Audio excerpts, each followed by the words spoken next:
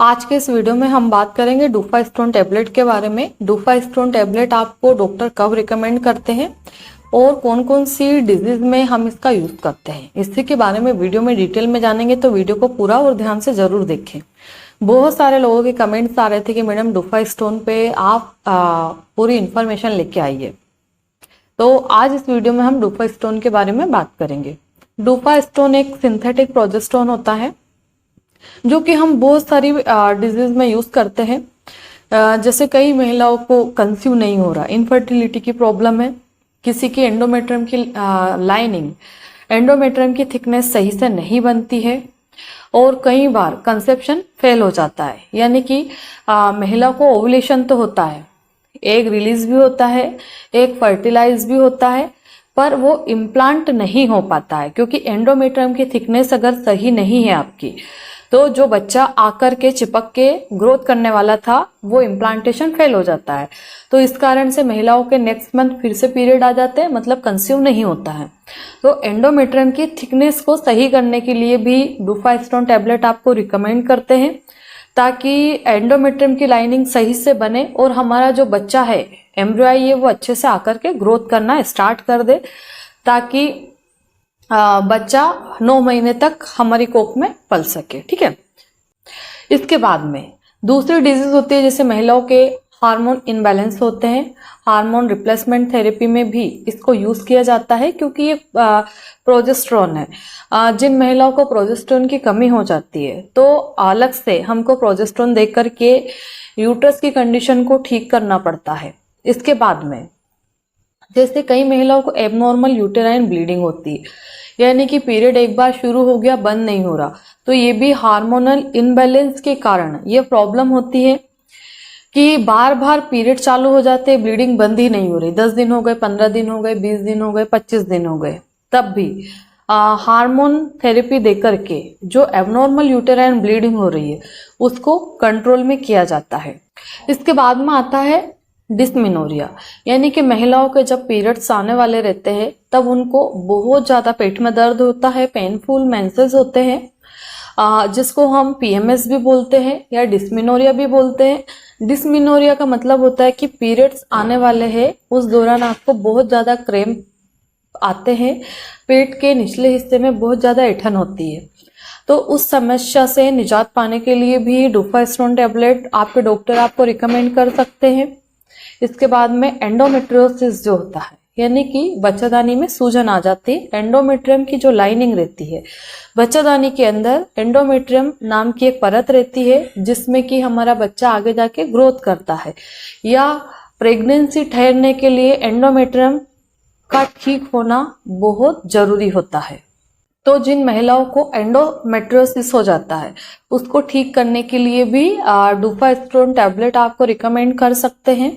इसके बाद में आपके जो पीरियड्स है वो एब्सेंस हो जाते हैं, महीने, 1.5 महीने, 2 महीने तक पीरियड नहीं आते विदाउट प्रेगनेंसी के भी, तो ऐसी कंडीशन में भी इसको लेने के लिए रिकमेंड कर सकते हैं। क्योंकि ये हार्मोन टैबलेट्स होती है, तो जो भी बॉडी में हार्मोन्स को लेकर के डिस्टर्बेंस चल रहा है उसको ठीक करने के लिए डुफास्टोन टैबलेट देते हैं। अब हम बात करते हैं कि इसको लेने का जो डोज रहता है वो कितना रह सकता है।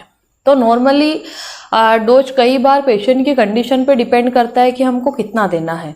अगर जनरल डोज के बारे में हम बात करें तो ये डुफास्टोन 10 mg की टैबलेट आती है।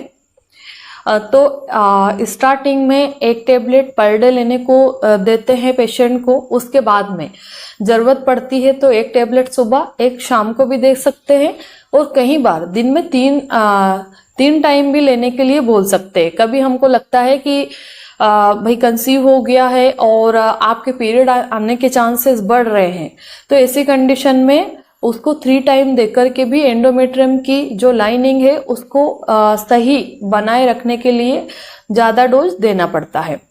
अब जैसे हम बात करें कि एबनॉर्मल यूटेराइन ब्लीडिंग, उसमें भी कई बार 10 mg की टैबलेट से रिलीफ नहीं मिलता है, ब्लीडिंग नहीं रुकती है, तब भी हमको हाई डोज देना पड़ता है, एक सुबह एक शाम को भी दे सकते हैं।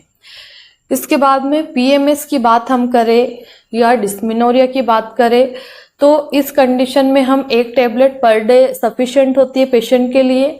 कई बार ही पेशेंट के पीरियड एब्सेंस हो जाते हैं, पीरियड इनरेगुलर है, काफी महीनों से पीरियड आ नहीं रहे, तो ऐसी कंडीशन में आपकी हेल्थ को देखते हुए एक टेबलेट पर डे भी दे सकते हैं 5 दिन 7 दिन के लिए, या एक टेबलेट सुबह एक टेबलेट शाम को भी दे सकते हैं। अब हम बात करते हैं कि इसको लेना कैसे रहता है। तो इस टेबलेट को आप जब भी लेते हैं तो खाने के बाद ही लेना है, खाली पेट नहीं लेना है, और नॉर्मल पानी के साथ में जैसे हम अदर टैबलेट्स लेते हैं ओरली, वैसे ही इसको लिया जाता है। अगर हम बात करते हैं कि ये टैबलेट क्या हम खुद से भी खरीद करके खा सकते हैं, तो बिल्कुल भी नहीं।